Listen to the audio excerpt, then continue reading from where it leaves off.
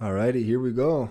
For me, it's not alphabetical order, but this is the beginning of the bees. My first bee plant. I don't know why I'm organizing these based on the common alphabetical order, based on the common English name. That's probably going to be the query that people will put in anyways. Maybe that's why I'm doing it, but I'm recording these out of order. Maybe they'll be posted in alphabetical order. None of that matters though.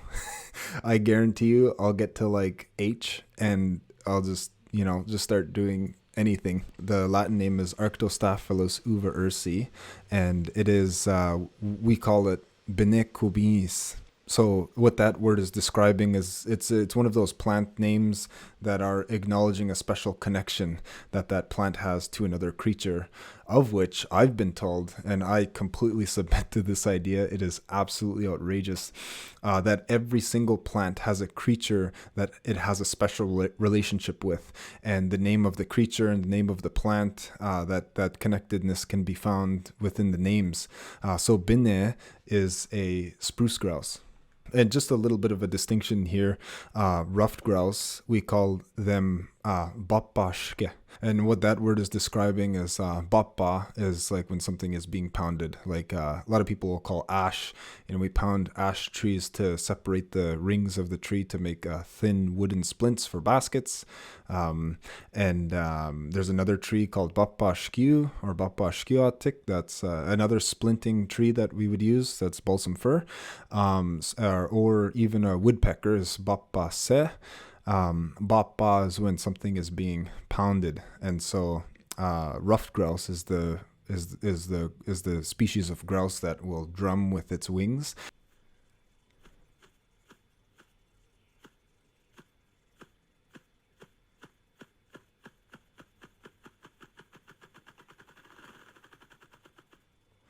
So I used to always think those were somebody's quad trying to turn on. And somebody was stalling when I was a kid, just walking around in the bush in Wiki. But that's the drumming that they do with their wings, and so that the name that we used to describe them, Baapaashki, that's what it's describing, and so Bine is a name that can be applied to all grouse, I guess, but I guess most specifically it's used to describe spruce grouse. Just in the communities that I've been to, and the language experts and ecologists that I get to spend time with, this has been Bine. And then when you get a little bit more further northwest, and then especially in and throughout Manitoba, they will be called Agask is the spruce grouse. But generally over here, we mostly call them Bine. And so Binekobiihns is this bird's berry. It's their favorite plant. So they have a really special connection to this plant. They're obsessed with the berries, and so we actually use those berries to Mi'kmaq, to take advantage of that creature's relationship or connection to that plant.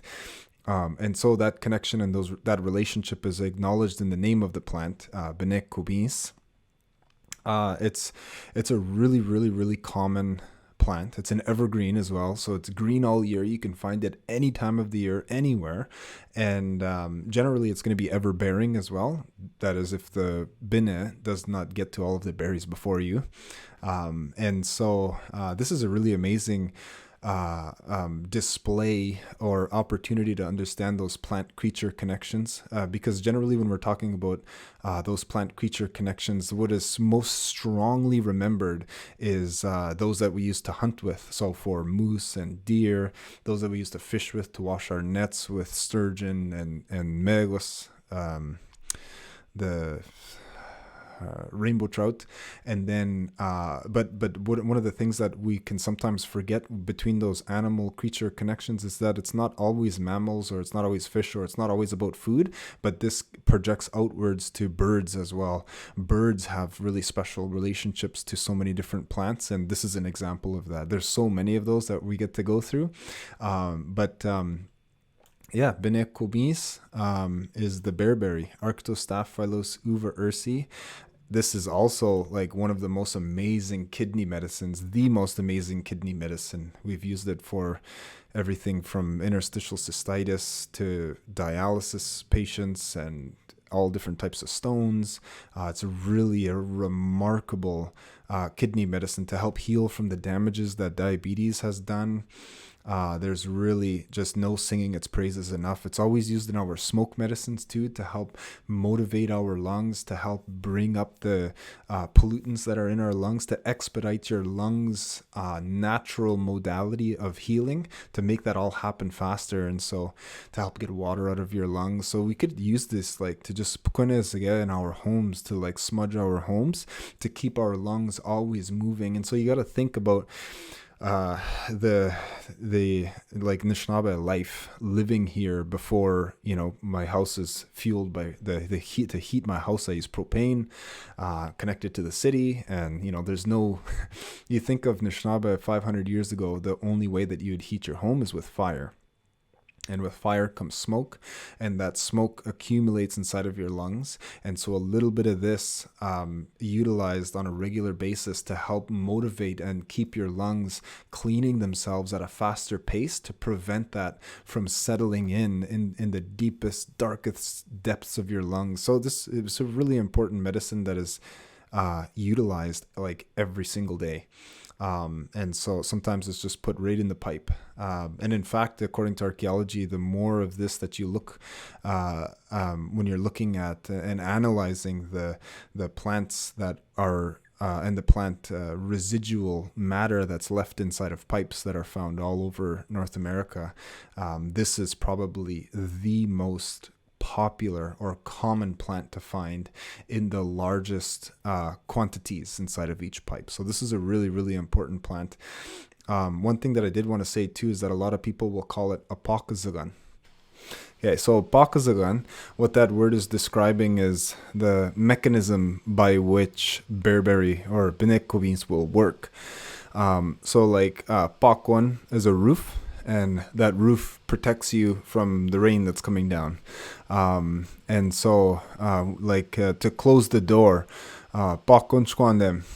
so whenever you hear that sound, pak, that's what it's describing, is there's a protective mechanism that's put in place, a covering or a barrier between you and something else. So this medicine, being one of the most commonly used in all of our smoke medicine mixtures, this has a protective mechanism. But there is an acknowledgement, though, that Apaakozigan is a mixture.